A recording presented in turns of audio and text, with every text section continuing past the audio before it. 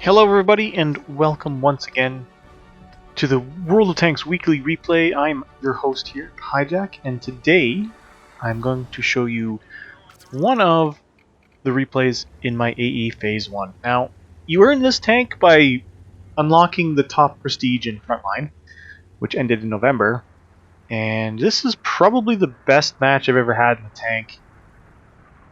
And it's got something that happens in it that was so outstanding.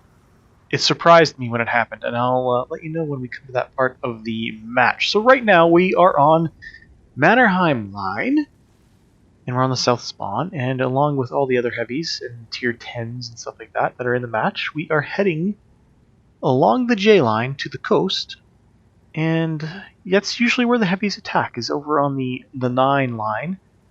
So J9, or not J9, on the 9, yeah, J9 is where a lot of the fighting happens. There's a little upper ledge right where this T-34 is, and I snapshot him into the track and stop him there. And you can also come down along the coast beach area here where I am now, and along with the WZ-120, the M46 Patton, and the IS-3, and we get pretty ballsy by going around this corner because there's no enemies down this area of the map just yet. The T-34 pushed a little bit too far. He's now isolated from the rest of his team and getting hammered by the team we have up there. And there's a 4502B, and I put a shot into him to track him, and the Mauerbrecher just comes barreling down the slope into our team.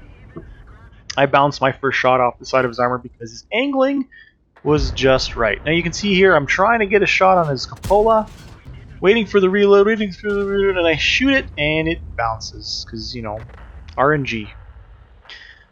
So the IS-3 is pushing under the Mauerbrecher, and I'm going to put another shot into him right there, and I hit him for 305. The M46 Patton and I kind of get tangled up a little bit due to some poor communications. And then the 4502B wants some of the action as well. I derfed a shot into the ground there as the Mauerbrecher backed out beyond my shooting range, and the 4502 is still pushing in to our 3 tanks, the STI, the IS-3, the M46, and of course myself. I sneak a shot straight into his commander's cupola for 400 damage even. Nice shot. You can see the big hole that I left on the top of his tank there. He's barreling down again. I track him again for 407 damage, and he is all that's going to be wrote for him. He's done. He's out of the match. 525 damage assist for that tracking shot. Very nice. So now we're starting to push up the slope here over on F0. It's a bit of a traffic jam though, with 3 tanks and 2 dead bodies. We have no real positioning we can get because the enemy team has fallen back. I try a snapshot and it just bounces off the top of the Eggpanzer E100. And I figure at this point there's too many tanks on this slope. It's time for me to kind of reposition and figure out a better angle of attack. The M46 Patton the M46 Patton seems to be thinking the same thing and falls back with me, leaving the STI, the IS-3, and the Eggpanzer E100 on the back slope ridge there to fight their Type 61 and the Eggpanzer E100. Trying to look for a shot on the Type 61 as I cross that threshold of that slope. Unfortunately, there was nothing available.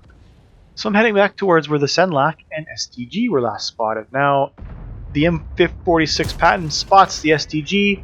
He's sitting out in the open, so I'll take advantage of that free shot and do 408 damage to the side of the STG. Aiming in for a second shot, waiting for the reload, but he gets a smart inkling that I'm there ready to shoot him, so he falls back behind the bunker. Me, feeling like I'm in a pretty good position, I charge in, full steam ahead, straight for him. He pulls forward. We both exchange shots. 56 damage from him using an HE shell to my 408 damage. And I get him on the reload and take him out of the match. Now at this point I was thinking I should push up into the backside of the Type 61 and the Eggpanzer 100. Cautiously, of course, not knowing that there might be a TD on that back ledge over on C7, C8. But then I see that our crew on the 9 slope is losing, and it's just now the IS-3 left from our team. So I'm hoping to get around this rock in time to help him out before it is too late, because we would rather not lose too many tanks this weekend. We're down at 6-8. Type 61 reverses into my shot, but unfortunately I wasn't able to save the IS-3, so I took out the Type 61, but we lost the IS-3, so we've now lost the heavy corner, and the scores are now 7-9. I'm at 3,121 damage, not bad. And we've got a pretty good team still left. The Skoda T50 from the enemy team and the Lorraine 40T are spotted. The Skoda T50 is just down in that little gully there on G3, and he's backing into my shot. I pop him once in the back of his tanks. Free shots in the back, why not? He decides to shoot at me without turning his tank, so I'm going to farm his again. So I've hit him again for 417 damage. And let the rest of the team take him out. Now I know the Lorraine was still in that spot, and I was correct, hoping to take him out of the match. I derf a shot into the ground. He hits me once, and I go in for the ram, which knocks him into the water, killing him and completing the mission in which I have been fighting so long to finish, which was a great relief and a surprise to me at the time because of the fact that I rammed him. Just a nice little bump like that was enough to send him flying over the edge. So now I know there's a Foch 155 rounding that slope. He bounces one after I track him. He pulls forward, and I'm hoping to catch him on the reload, which I do. I bounce one off his lower plate because of, well, you know, RNG, and I hit him right in the weld seam, it looks like. But he's got that nice big optical viewport on the top, which I put one in for 404 damage, and then I spot the T-95, driving, slowly lumbering forward. He decides that I'm the bigger threat, so he turns to track me, or turns to shoot me, where I track him.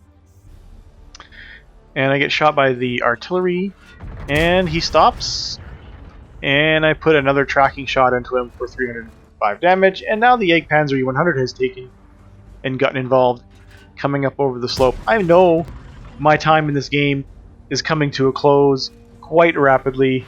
There's nothing I can do against these two heavy hitters. Get hit by Artie again. The Jagdpanzer E-100 jerks the last minute, allowing me not to shoot his lower plate, and then I take a big hit from him for 536 damage, and he's pushing me as I'm tracked.